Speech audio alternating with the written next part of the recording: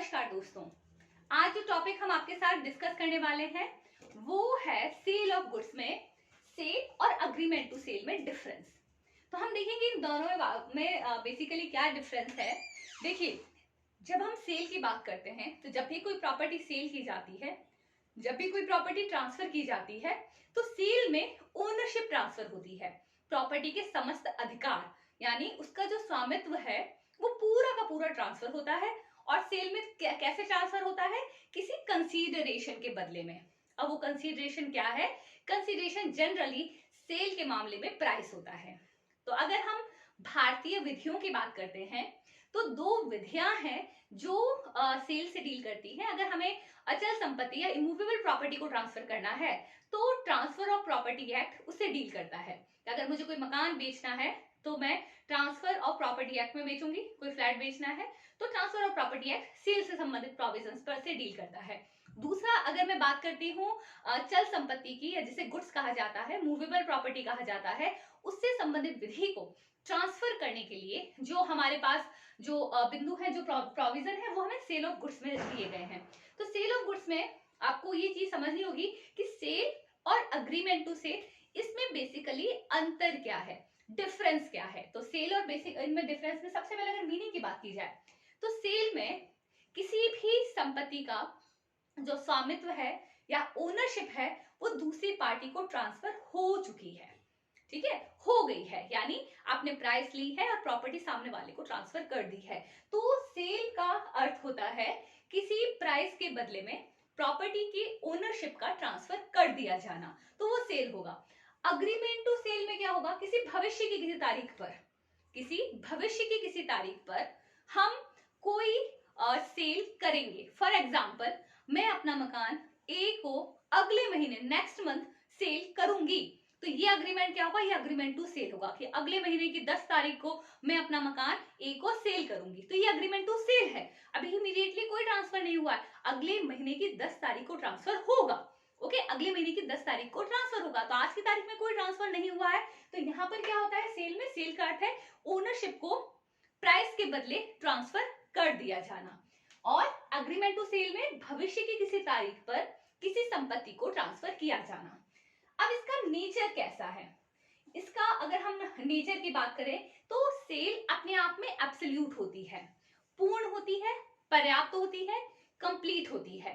तो जब आप सेल कर देते हैं तो यहाँ पर सेल का नेचर क्या है? कंप्लीट है, कि एक ऐसा टास्क, एक ऐसा ट्रांसफर जो कंप्लीट हो चुका है। लेकिन जब एग्रीमेंट टू सेल की बात की जाती है तो ये अभी कंप्लीट नहीं हुआ है, ये कंडीशनल होता है कि अगले महीने की किसी तारीख को फसल पकने पर मैं आपको सेल करूंगी। तो अब यहाँ पे क्या हो गया?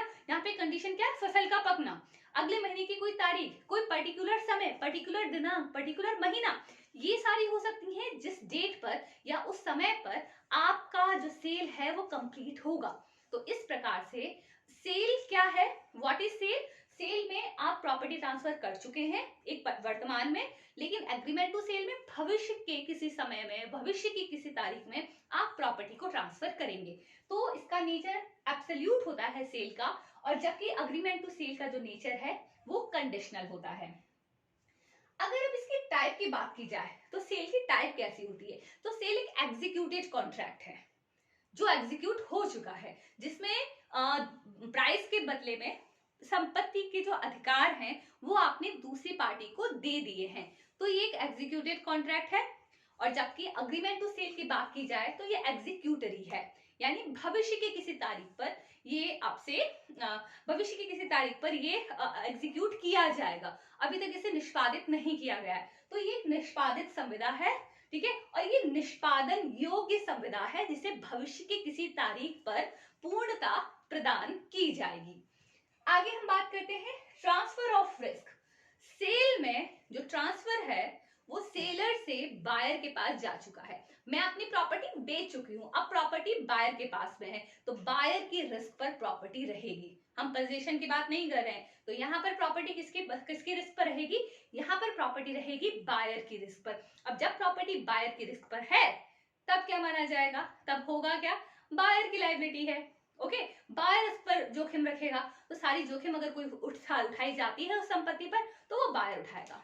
अब अग्रीमेंट टू सेल में अभी तक एक्चुअली में कोई सेल हुआ नहीं है, प्रॉपर्टी अभी भी सेलर के पास ही है, तो प्रॉपर्टी किसकी रिस्क पर रहेगी? सेलर के रिस्क पर। तो जो कॉन्ट्रैक्ट अभी कंप्लीट ही नहीं हुआ है, एग्जीक्यूट ही नहीं हुआ है, तो वहां पर सेलर के रिस्क पर सारी संपत्ति रहती है, तो यहाँ पर क्या होगा? रिस्क हमेशा सेलर की रहेगी। अब इसमें टाइटल दूसरी पार्टी को जा चुका है, बायर को जा चुका है, तो उस पर स्वामित्व भी बायर का माना जाएगा। ओके, और यहाँ पर अगर एग्रीमेंट टू सेल की बात की जाए तो अभी तक सेलर के पास ये पोजीशन भी, ओनरशिप भी, अभी तक कोई कॉन्ट्रैक्ट कंप्लीट हुआ नहीं है, एग्जीक्यूटरी है, निष्पादन योग्य है, निष्पादित हुआ नहीं, एग्जीक्यूट हुआ नहीं है, इसलिए अभी यहाँ पर टाइटल किसका रहेगा? अग्रीमेंट टू सेल में सेलर का ही टाइटल रहेगा। हम बात करते हैं rights, other rights, for example right to transfer of property. जब आप सेल कर देते हैं, अगर मैंने अपना मकान ए को सेल कर दिया, तो अब उस मकान को फर्दर ट्रांसफर करने का राइट, मोर्गेज करने का राइट, या उस प्रॉपर्टी को एंजॉय करने का राइट, वो सारे राइट बायर के पास में है। तो यहाँ पर सेल में सारे अधिकार, सारे राइट्स बायर के पास आ जाते हैं। उसी तरीके से अगर हम बात करते हैं अग्रीमेंट टू सेल की, तो सारे राइट अभी तक सेलर के पास है, क्योंकि ना तो सेलर को भी प्राइस मिली है, ना ही अग्रीमेंट अभी हुआ है, क्योंकि अग्रीमेंट तो भविष्य की किसी डेट को, भविष्य के किसी समय में होने वाला है। तो इस प्रकार से अगर हम सेल ऑफ गुड्स में बात करें, तो ये दो टर्म जो है, sale and agreement to sale, बहुत ही महत्वपूर्ण है। इन्हें समझने की कोशिश कीजिएगा, और अगर आपके कोई डाउट्स हैं, कोई क्वेश्चन है, तो आप हमें कमेंट बॉक्स में लिख सकते हैं। Thank you so much.